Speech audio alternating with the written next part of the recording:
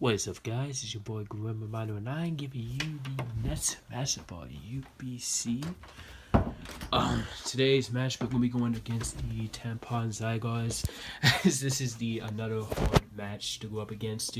After this we have two more matches, so we're currently in a good spot for the playoffs. We just gotta win these next matches and then win our last two, and then we should be golden right now. Let's make it short and sweet and quick. His team is going to be rocking the Weavile, the Gudra, Nidoqueen, Suicune, Fortress, Hoopa, regular Hoopa combined, Snorlax, Diancie, Moltres, Electro, and Mega Medicham. So, a couple mons that I'm scared of, but there's couples that I'm not really fearful. Like, mons such as the Weavile, Mega Medicham, of course, because Mega Medicham hits insanely hard. Like, there's no really solid switches you can deal with this thing. You just gotta check it to see what kind of variant he is. You could run both the Thunder Punch and Ice Punch variant, which is the most common and most strongest set. Moltres is a Z move user, which the only thing I can see is Boondoom, which means T-Toy isn't really gonna be a safe situation to deal with this thing.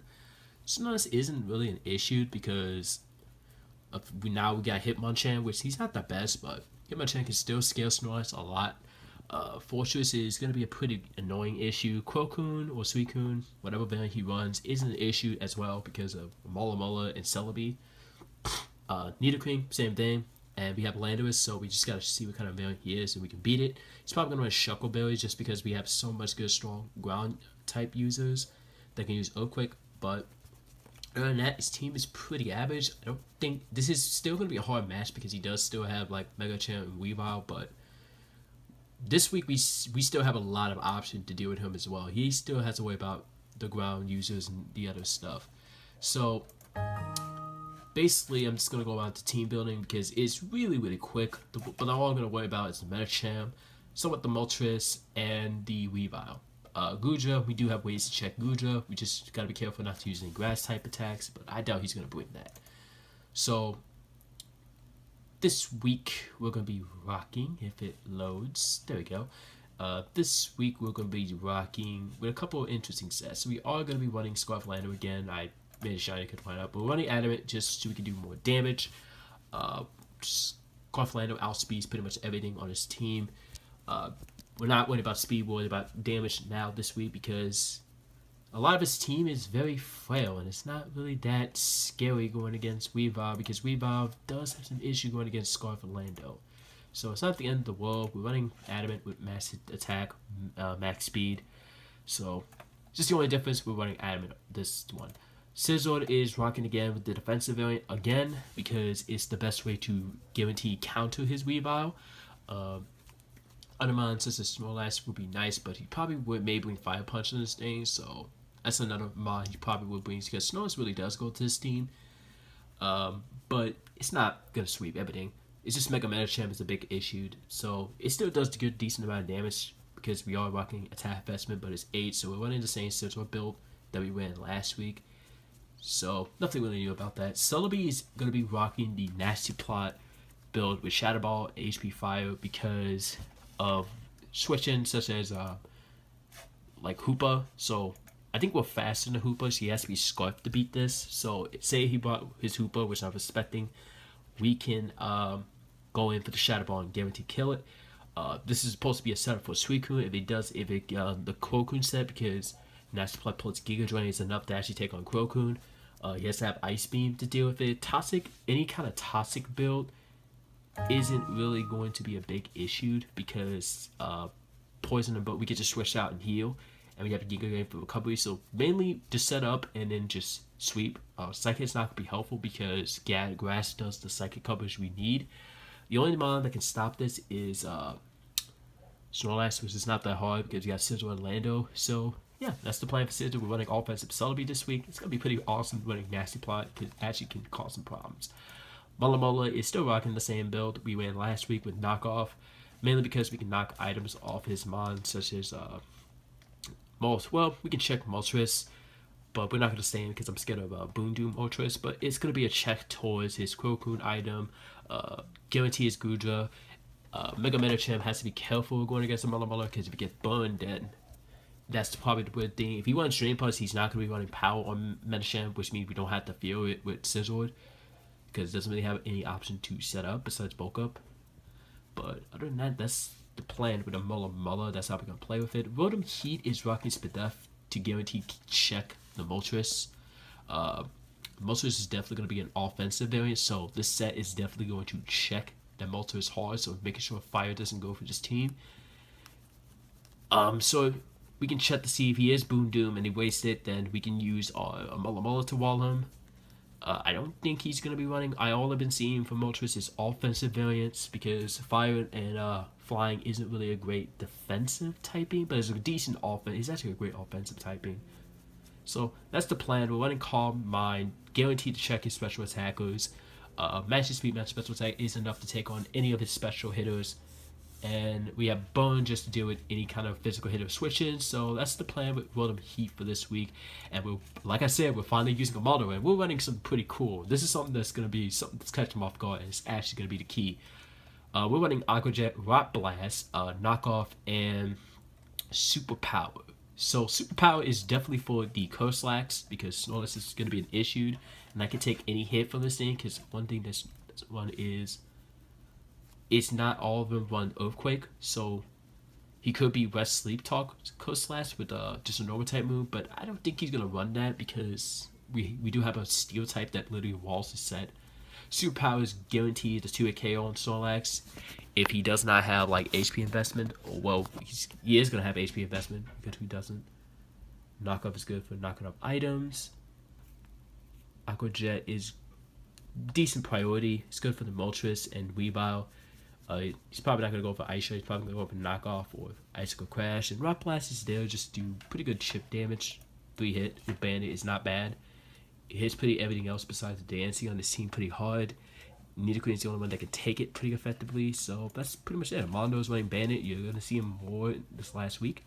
That's the plan. I was thinking about bringing your Mega, but it's not the issue. So that's the plan. See you guys in a little bit. Peace. And we're back with the match. So this is week number 10.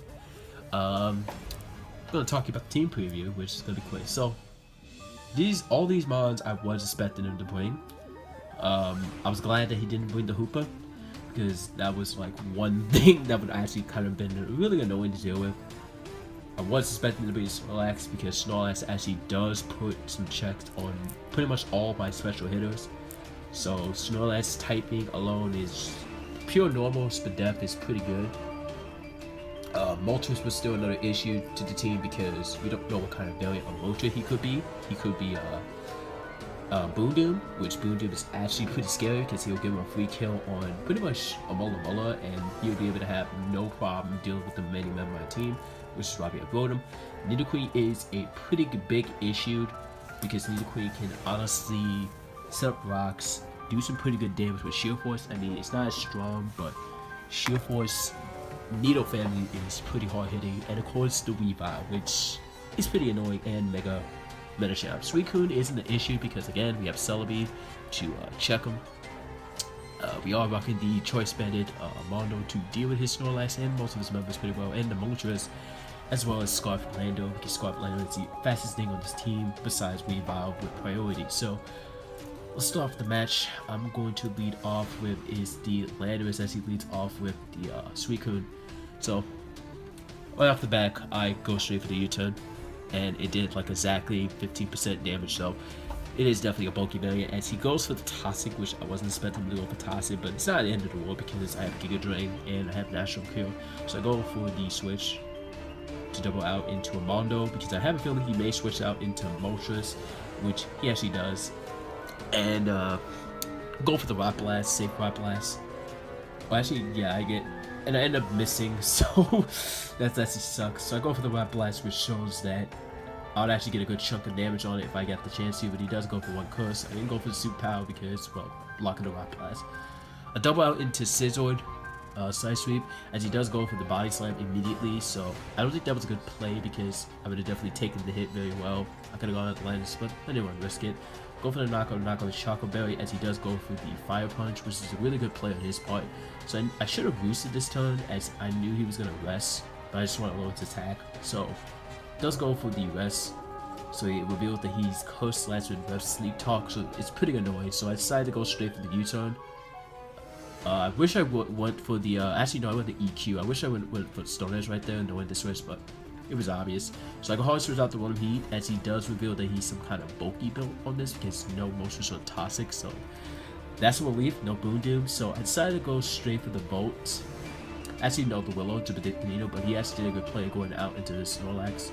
So knowing that he can burn a ton of rest, I should have bolted, but I didn't want to risk it. I go out hard the Landorus just to scout him, as he stays in and did not go for the rest. Surprisingly, I go for the Stone Edge, as he is burning from turns of sleep.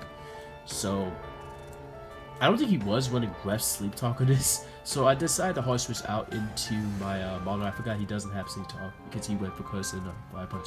I go straight for Super Power, which was a guarantee to a KO. He decided to go for the course again, so he now has to force his accuracy now, because if he decided to switch out anymore, then Snorlax is pretty much done. So get a first kill the Mondo, so the first kill the Master Snorlax is gone, but he does hard switch out to a Mega Metachan, which is a great play. I hard switch out to a Mulla scout to see what he's gonna do, as he revealed that he's the subset. So this is honestly really gonna know when to do it, as he goes for Acupressure, you get a +2 defense. Which again, the one thing I didn't know about Acupressure is that Acupressure can boost your accuracy. So you see it took 2 skull hits, so he's definitely running a guaranteed bulky to deal with special hitters. Hard switch out to Landorus on this turn, as he continue to go for the sub setup. So I decided this is the turn when I go for the Earthquake, just to break his damage. He decided to go for the Acupressure again, which I was surprised he stayed in, and taking 24% damage. So I double out into my Mulla just in case he wants to go for the high jump, get Ice Punch, but he always reveals that he has Drain Punch, which is actually a bad. I should just stay in, knowing that I am faster than him still. He decided to go out and go for the sub again, which I was surprised, as I hard switched out the Celebi because I knew for a fact that Celebi could take it. I think this is the part where we didn't know that evasion was going to be allowed, so technically it is allowed, but one of the head of the UBC said that, well, Adam basically said that he felt it was unfair that he got an evasion boost, because you're going to see why, which honestly, if he didn't say anything, this would probably have been game right here, because I have literally nothing that, besides Landorus, nothing that can take on a +1 boosted Mega Champ Drain Punch. And also he has BP, so he can just baton pass to anything. So I'm going to continue to play. He goes for another one, gets another evasion claw. Well, basically, I go for the Shadow Ball, break this up the first time. So if I would have hit, he would have been dead. I was so kind of like triggered, because you actually can see I actually missed 2 Giga Drain on this thing, because Giga Drain will 100% kill. I don't care what anyone's saying, it would guarantee kill at that range. Because I missed 2 of them, I felt that I lost, because I needed Celebi to deal with the Suicune. So I was actually pretty like, I want to win no matter what. So I go for the Giga Drain. So at this point it doesn't even matter, because I'm life orb and I'm at 6%, and I don't have a cover, so I can't do anything. So I decided that I'm just gonna go out the Hirotum Heat and see what he does. He goes straight for the safe Flamethrower, which is not a bad play. I think that was a really smart play. So now I'm in a bad position because I lose my Suicune check. So he goes out the Crocum, as I figured. I think I go straight for the Will-O-Wisp, which is get the nice burn on this thing, which is great. So you can't like, so it wastes more turns of his turn. So I go straight for the Volt Switch, which reveals that he's the berry that which is electric. A lot of berries he had on this team. So he goes for the Mail Coat, which did like 30. So I think because of the fact that he had that berry on it, Miracle didn't do his job. If he did not have that berry, Miracle would have actually done more, because you see it did like exactly 30%. So that means it looks like it probably would have done like 60% damage in return, or even more, because that berry is the only thing that saved me from this Miracle damage, because it would definitely put Mulla in a bad position. So that was actually kind of crazy looking back on it. He does go for the Toxic. Doesn't really matter. I can just switch out and restart the Toxic. He has to force the rest eventually, which is good on my part. He stays in and goes straight for the Scar, and I go for the knockoff, just a knockoff designer, but I forgot he lost his berry, so I'm to the point where it's like I'm not even paying attention right now. I don't know what's going on. He also out the Medicham as I go for a wish. And I knew for a fact that I'm pretty much in a bad position. I decided to hard switch out into Landorus as he goes for the sub again. So I just did it I should have just went out to Celebi, knowing that he's going to do that, but to get Celebi back up, and I didn't. Goes for the +2 speed, which is fine. Gets the baton pass off and hard switch out into Nidoqueen, and he knocks off the and I knock off the Shuckleberry, so I knew he's going to have that. So you already know I'm not going to stay on this thing. So I double out. I can hard switch out into Molly because I'm not staying in on this freaking Nidoqueen at all at +2 speed. I'm not losing the Lando just yet. So I go for he goes for the power, did 40, go for the Scald, which kind of mattered that he's not Life Orb because he's Shuckleberry, he's not going to get the killing blow. So I decided to hard switch out to get more Regenerator and stack my Celebi because I don't need it anymore. As he goes for the Smart Play, go for the Flame Floor, just in case if I go for like Sizzled, which I wasn't going to do. So I decided to go for the BP Rage, get the safe kill as he does hard switch out into Moltres, which it was pretty obvious, but I didn't think he was going to do it, so I could have done it better. I could have Roost, but I didn't want to risk it. He hard switched out the Mega Medicham, which was a good play, but I hard switched out into Rotom, as Rotom is pretty a decent switch to deal with this thing. So I double out into my Lando because I knew he was going to probably go for the sub or the Drain Punch, as he does go for the Drain Punch. So that's good for me because now I can go for a free U-turn at any guy go. I go straight for the knockoff just in case he hard switch out. And he does go for the Acupressure, which doesn't matter. I get this kill. He's not living a knockoff. He took 30, so he's going to take like 15. So goes out the Wave Out, which is a good play to scare me out. I didn't know if he's Life Orb or Bandit, so I decided to hard switch out into my Mulla to break any kind of potential slash. I didn't know what kind of bit I was doing with Weavile. So, but it sucks because I am going to sack a Mulla, which is fine because I don't need a Mulla at this point. It would be nice for the Nidoqueen, but I took too much damage. So I go out the hard switch to scare him out. I should have roosted knowing that he was going to do this, which he did with his answers, but I decided to go for the same BP because I didn't want to risk it.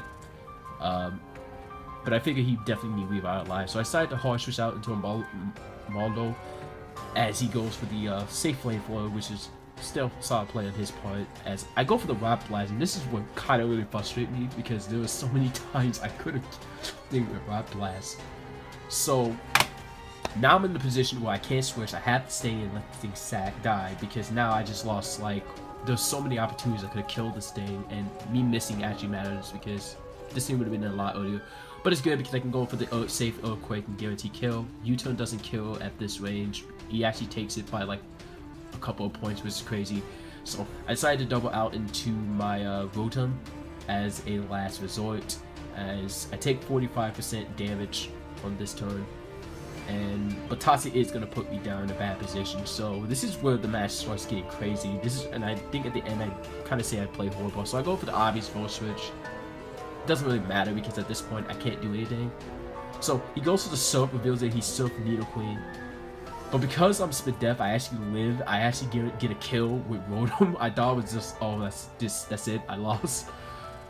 But that's crazy. I actually live on like literally 3 HP. So I hard switch out the Landorus because I knew Landorus was a great play. I decided to hard switch and stay in and go for the Stone Edge and guaranteed to get the kill, which now I'm gonna pause this because I felt like this part of the match which was stupid because this is something that you should never do, but I didn't want to risk it.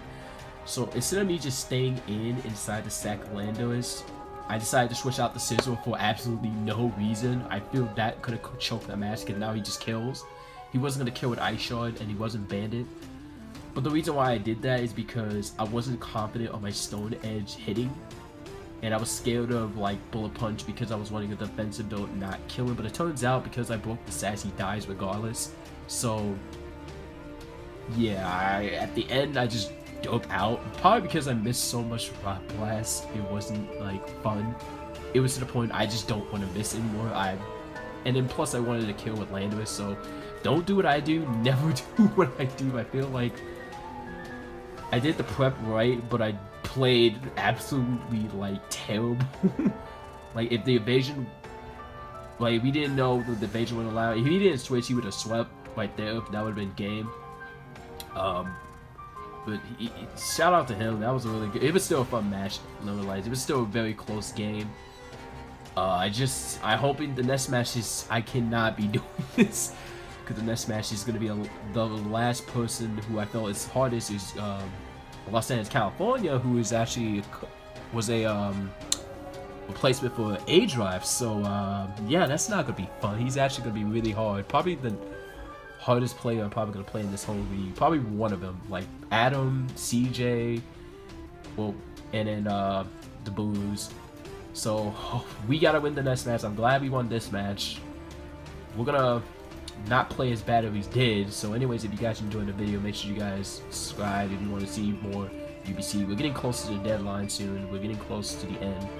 We gotta fight like 2 more people right after that. So, and then if we beat them, we have a high chance of being the playoffs, because we're currently 6th in the playoffs right now. So we just gotta do well in our last 2 matches. If we decide to go on a double losing streak, then well, there goes our playoffs. Like, sure, we're 6th place, but we're still in a position where if we just lose, we're just gonna lose it. So we're in a crucial spot, so we can get up there. We just gotta do well. So check him out. Check out his perspective. He's a really good battler. Hope you guys enjoy him. I'm gonna start prep for the next video, and I'll see you guys next time.